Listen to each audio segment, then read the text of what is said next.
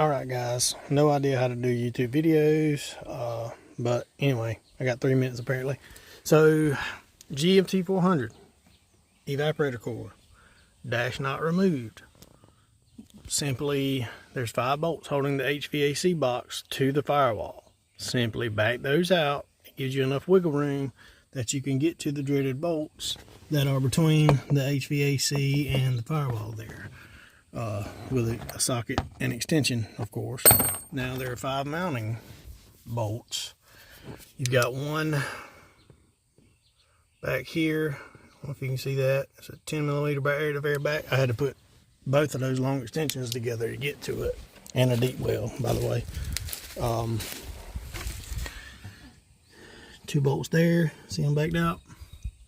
2 bolts behind the distributor. I got one that fell out there. I backed it a little too far, and I try not to back them all the way out because I'm by myself. I don't have anybody to help me line them back up because it will take 2 people. Anyway, I'm sure by now y'all have seen the other videos or you've had your hands-on experience.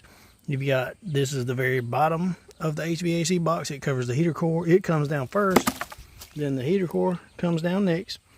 Then here is the booger bear that goes between the heater and the evap, and that bolt there, the very front, is the one that's a pain in the you-know-what, because it is between the HVAC box and the firewall.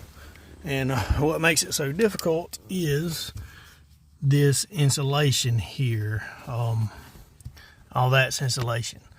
I don't know if all models have that. Mine evidently does. Like I said, I don't know if all models come with that. It may be standard, I don't know. But it makes it very difficult to get a socket and extension back there. But I use this setup here.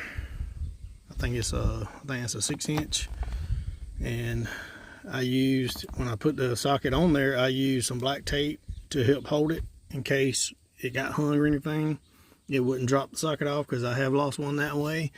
Matter of fact, I think it's inside that hole right there where I was messing with it last weekend. I'm gonna try to get it out. But anyway, my 3 minutes is almost up, but that's really the easiest way, guys. And I watched the other videos, nobody had suggested that, but it's so much easier if you loosen those HVAC bolts where that box has some wiggle room. Good luck, guys.